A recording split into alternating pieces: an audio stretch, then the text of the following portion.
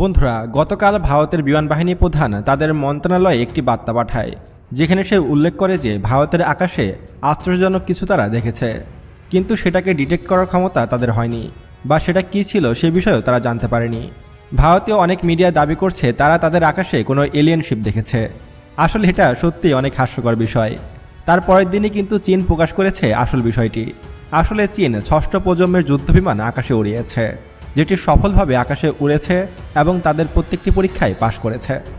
ষষ্ঠ প্রজন্মের AI fighter jet তৈরি করে চীন পুরো পৃথিবীকে কাঁপিয়ে দিয়েছে। এমনকি মার্কিন যুক্তরাষ্ট্রও এখন ভয়ে আছে, কারণ তাদের আগে এবং পৃথিবীর মধ্যে সর্বপ্রথম ষষ্ঠ প্রজন্মের যুদ্ধবিমান আকাশে উড়িয়েছে চীন, আর এর ডিজাইনটি কিন্তু সম্পূর্ণ চীনই তৈরি করেছে।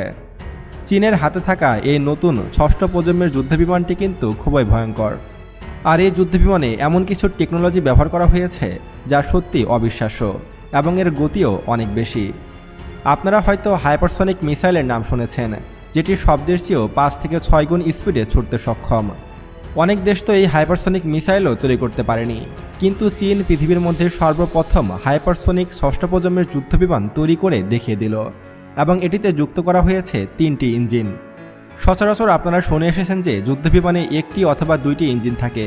পৃথিবীর ইতিহাসে এই প্রথমবারের মতো যুদ্ধবিমানে 3টি ইঞ্জিন সংযোজন করেছে চীন, আর 3টি ইঞ্জিনের প্রয়োজনও রয়েছে, কারণ শব্দের গতির চেয়েও 4-5 গুণ বেশি গতি আনতে হলে এতে শক্তিশালী ইঞ্জিনই ব্যবহার করতে হবে, এবং 3টি ইঞ্জিনেরই প্রয়োজন আছে। এবং চীনের এই যুদ্ধবিমানটির রেঞ্জও কিন্তু অনেক বেশি। চীন দাবি করছে যে তাদের তৈরি এই যুদ্ধবিমানটির রেঞ্জ হবে প্রায় 5000 কিলোমিটার, অর্থাৎ এটি একবার তেল লোড নিয়ে পৃথিবীর যে কোনো স্থানে আক্রমণ করে আবারও ব্যাক আসতে পারবে, এবং এটি হচ্ছে পৃথিবীর সবচেয়ে অত্যাধুনিক এবং ভয়ঙ্কর যুদ্ধবিমান। আর এই যুদ্ধবিমানটি একসাথে প্রায় 12 টন বোমা বহন করতে পারে, যেটি সত্যি ভয়ঙ্কর একটি বিষয়। আর ষষ্ঠ প্রজন্মের এই যুদ্ধবিমানটির সবচেয়ে বড় যেটি আশ্চর্যজনক বিষয় সেটি হলো এই যুদ্ধবিমানটি ওড়ানোর জন্য কিন্তু কোনো রকমের পাইলটের প্রয়োজন নেই, এবং এটিকে কমান্ড করারও কোনো প্রয়োজন নেই। জাস্ট আপনি লোকেশন সিলেক্ট করে দেবেন যে কোথায় বোমা হামলা করতে হবে। বিমানটি সক্রিয়ভাবে নিজে নিজেই আকাশে উড়বে এবং সেই স্থানে বোমা হামলা করে আবার নিজেই ফিরে আসবে। এখন আপনার মনে প্রশ্ন জাগতে পারে যে যদি মাঝ আকাশে অন্য কোনো শত্রু বিমান এটিকে ধ্বংস করতে চায় তাহলে কি হবে? আসলে বন্ধুরা, সেটিও সম্ভব নয়, কারণ এই যুদ্ধবিমানটি নিজে থেকেই ডগ ফাইটেও পারদর্শী, এবং এতে ব্যবহার করা হয়েছে আর্টিফিশিয়াল ইন্টেলিজেন্ট এআই। আর এই কারণে যুদ্ধবিমানটি নিজে নিজেই যুদ্ধ করতে সক্ষম, এবং যে কোনো ডিসিশন যুদ্ধবিমানটি নিজে থেকেই নিতে পারে। এর ভিতরে পাইলট থাকুক বা না থাকুক তাতে এই যুদ্ধবিমানটির কোনো কিছু আসে যায় না। জাস্ট আপনি শুধু কমান্ড করে দিবেন যে এইখানে অপারেশন করতে হবে, বিমানটি নিজে থেকেই সে অপারেশন পরিচালনা করবে। তবে যদি কোনো পাইলট চায় যে সে নিজে বিমানটিকে কন্ট্রোল করবে তাহলে সেটিরও ব্যবস্থা রয়েছে। চীনের এই যুদ্ধবিমানটির নাম 6th জেনারেশন ফাইটার জেট, এবং এটি সম্পূর্ণ এআই দ্বারা চালিত, এবং এই যুদ্ধবিমানটির স্টিলটি এত পরিমাণ নিখুঁত যে এটি পৃথিবীর কোনো রাডারে ধরা পড়ার কোনো সম্ভাবনা নেই, এবং বিমানটির গতি এত বেশি যে এটি যদি আপনার মাথার উপর দিয়ে উড়ে যায় তার 1 ঘন্টা পরে আপনি বিমানটির শব্দ পাবেন, অর্থাৎ শব্দের গতির চেয়েও কিন্তু এটি 4 থেকে 5 গুণ বেশি স্পিডে ছুটতে সক্ষম। বর্তমান পৃথিবীর সবচেয়ে উন্নত এয়ার ডিফেন্স সিস্টেম হলো রাশিয়ার তৈরি S-400 এয়ার ডিফেন্স সিস্টেম, যেটি কিন্তু ভারতও ব্যবহার করে থাকে। ভারতের হাতে থাকা রাশিয়ান S-400-এরও কিন্তু ক্ষমতা নেই এই যুদ্ধবিমানটিকে ডিটেক্ট করা বা ধ্বংস করা, কারণ এটি মিসাইলের গতির চেয়েও দ্বিগুণ স্পিডে ছুটতে পারে। আর এখানেই ভারতের মাথা ব্যথা শুরু হয়ে গেছে। ভারতীয় বিমান বাহিনী কোনোভাবে ধরতেই পারেনি যে চীনের তৈরি এই 6th জেনারেশন ফাইটার জেট তাদের ভূখণ্ডের আকাশে ঢুকে আবার ফেরত চলে গেছে। তারা বুঝতেই পারেনি যে এটি কি, তারা হয়তো ভেবেছে এটি কোনো স্পেসশিপ। বন্ধুরা, চীনের তৈরি 6th জেনারেশন ফাইটার জেটের বিরুদ্ধে কিন্তু ভারত ইতিমধ্যে ষড়যন্ত্র শুরু করেছে। ভারত কিন্তু নিজ দেশে হাল তেজাস নামক যুদ্ধবিমান তৈরি করে আসছে, যেটাকে তারা পৃথিবীর সবচেয়ে শক্তিশালী যুদ্ধবিমান হিসাবে মনে করে থাকে। আসলে হাল তেজাস যুদ্ধবিমানের অবস্থায় এতটাই নাজেহাল যে সে যুদ্ধবিমানটি কোনো দেশই ক্রয় করে না। এমনকি ভারতের প্রধানমন্ত্রী নরেন্দ্র মোদী বাংলাদেশের হাতে পায়ে ধরার পরও বাংলাদেশ সে যুদ্ধবিমানটিকে রিজেক্ট করে দিয়েছে।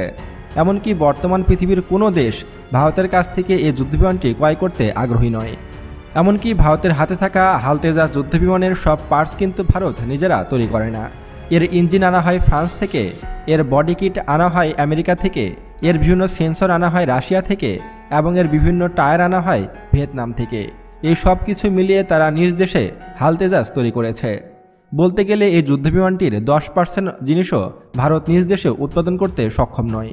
আর সেই ভারত এখন প্ল্যান করছে তারা হাল তেজাস দিয়ে চীনের তৈরি 6th জেনারেশন ফাইটার জেটকে মোকাবেলা করবে। যেখানে আমেরিকার মতো দেশও চীনের সাথে তথ্য প্রযুক্তি ও বিভিন্ন খাতে পেরে উঠছে না, সেখানে ভারতের গোমূত্র বাহিনী কিভাবে যে পেরে উঠবে তা আসলে ভাববার বিষয়। বন্ধুরা, ভারত কখনোই এই হাল তেজাস দিয়ে 6th জেনারেশন ফাইটার জেটকে মোকাবেলা করতে পারবে না। এমনকি ভারতের এই হাল তেজাসকে দেখে নতুন কোনো যুদ্ধবিমানই মনে হয় না, বরঞ্চ এটিকে দেখে মনে হয় যে আদিম যুগের কোনো যুদ্ধবিমান। বিশেষ করে 1950-60-এর দশকে যে যুদ্ধবিমানগুলো তৈরি করত আমেরিকা, রাশিয়া, সেসব যুদ্ধবিমানের মতো মনে হয়। এবং এটির যুদ্ধ করার ক্ষমতা যে কতটুকু রয়েছে সে সম্পর্কেও সঠিক কোনো তথ্য ভারত প্রকাশ করেনি। কারণ ভারত জানে যে এই বিমানটির গোপন তথ্য ফাঁস হয়ে গেলে পৃথিবীর কোনো দেশ আর ভারতকে সম্মান করবে না, এমনকি এই হাল তেজাস যুদ্ধবিমানকেও কেউ গুরুত্ব সহকারে দেখবে না। বন্ধুরা, ভারতের তৈরি এই হাল তেজাস চীনের 6th জেনারেশনের ফাইটার জেট J-35কে মোকাবেলা করতে পারবে কিনা সে সম্পর্কে আপনার মতামত অবশ্যই কমেন্ট করে জানাবেন। বন্ধুরা, এই মাত্র আরেকটি খবর আমাদের হাতে এসে পৌঁছালো, যেটা খুবই গুরুত্বপূর্ণ বলে আমি মনে করি, তাই এই ভিডিওটিতে সে খবরটি প্রচার করছে। আপনারা হয়তো জানেন যে বাংলাদেশে মিসাইল কারখানা তৈরি করতে চলেছে পাকিস্তান। এটি কিন্তু পুরনো খবর, এটি নতুন কোনো খবর নয়। কিন্তু নতুন খবর হলো যে পাকিস্তানের কাছ থেকে রেডিমেড মিসাইল নিয়ে আসা হচ্ছে বাংলাদেশে। কারণ মিসাইল উৎপাদনে যেতে হলে এখনও কয়েক বছর সময় প্রয়োজন বাংলাদেশের, আর এই কয়েক বছর বাংলাদেশ অরক্ষিত থাকবে। তাই স্বাভাবিকভাবে ইমার্জেন্সিভাবেই পাকিস্তানের কাছ থেকে বিপুল সংখ্যক মিডিয়াম রেঞ্জের মিসাইল নিয়ে আসা হচ্ছে, যেগুলোর রেঞ্জ 400 থেকে 700 কিলোমিটারের আশেপাশে।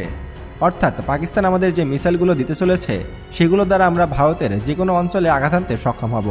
শুধু ভারতই নয়, মিয়ানমারের বিভিন্ন ভূখণ্ডেও আঘাত হানতে পারবো আমরা এই মিসাইল দিয়ে।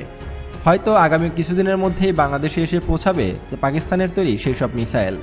তবে বাংলাদেশ কতগুলো মিসাইল অর্ডার করেছে বা কী পরিমাণ মিসাইল বাংলাদেশের কাছে পাকিস্তান দিতে চলেছে সে সম্পর্কে কোনো তথ্য এখনও সরকারিভাবে প্রকাশ করা হয়নি।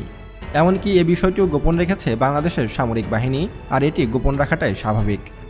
আর বাংলাদেশের গাজীপুরে যে মিসাইল কারখানাটা তৈরি হতে চলেছে সেটি হবে মিডিয়াম রেঞ্জের মিসাইল তৈরির কারখানা। এখানে শাহিন-2 এর মতো ভয়ঙ্কর মিসাইল তৈরি করবে বাংলাদেশ সামরিক বাহিনী।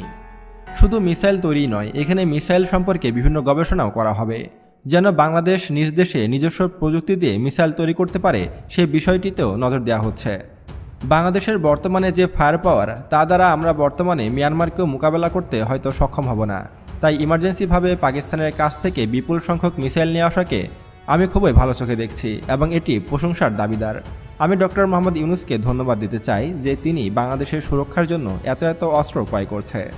আর বর্তমানে বাংলাদেশের রিজার্ভ কিন্তু $22 বিলিয়ন ছাড়িয়ে গেছে। তাই ধারণা করা হচ্ছে আগামী কিছুদিনের মধ্যেই হয়তো আমরা চীনের তৈরি J-10C যুদ্ধবিমানের ডেলিভারি পাবো।